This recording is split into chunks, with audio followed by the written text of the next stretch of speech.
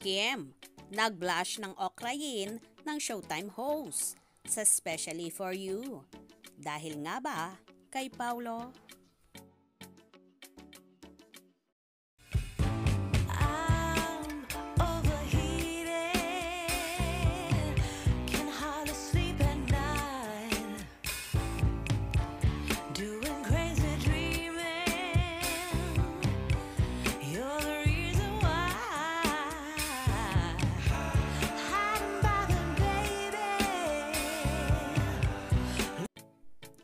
Isang episode ng afternoon show na It's Showtime at pinakabagong segment, ang Especially For You, ang mai-inlove kayo at matutuwa. Dahil nga, bagong-bago ito. Na-corner nga at na-okray na naman ng mga co-host na sina Vice Ganda, Jong Hilario, ang actress, at multimedia idol na si Kim Chiu. Habang nakaupo sa isang table sina Kim, Chang Ami, Jugs, dito nabanggit ni Vice Ganda kay Jong Hilario na, "Hoy, yung mga customer mo, ilang oras na, wala pang order ha?" At sabay sabi ni Jong, "Paki-follow up nga ng order nila." Sabay sabi ni Kim, "Ang tagal ng French fries namin." Sabi naman ni Vice, "Order kayo ng pulutan oy." Sabi ulit ni Kim, "Yung kwek-kwek namin, nasaan?"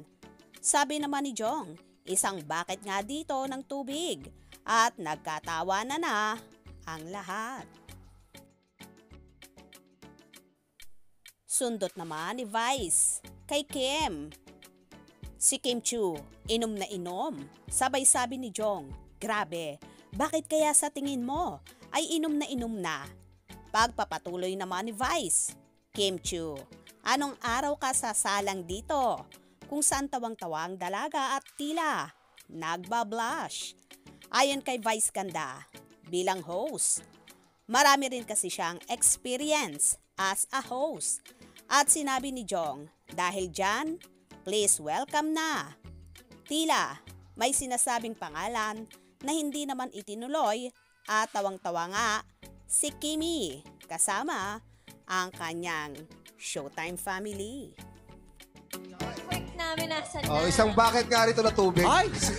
Si Kim Chiu, inom na inom. Ay, grabe. Bakit kaya sa tingin mo inom na inom? Kim Chiu, anong araw ka sasalang dito? Ay! Hindi, bilang host. Kasi gusto niya mag-host. Marami rin siyang experiences na may share as a host. Dahil dyan. Please welcome.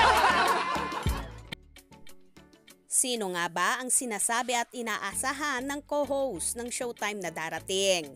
Si Paulo Avellino kaya ang tinutukoy nila? Tila, nagkakamabutihan na nga ang Kim Pao. Mukhang maraming nalalaman ang mga kasamahan ni Kimi sa Showtime tungkol sa estado ng relasyon at puso ngayon ng dalaga. Nakamove on na nga ba siya sa hiwalayan nila ni Sian Lim? Pipiyok at aamin na rin kaya ba ang Kim C sa issue ng hiwalayan nila sa publiko? Kaya naman tumutok at huwag na huwag pahuhuli sa mga maiinit na kaganapan. Anong inyong magiging reaction sa bidyong ito? Comment below.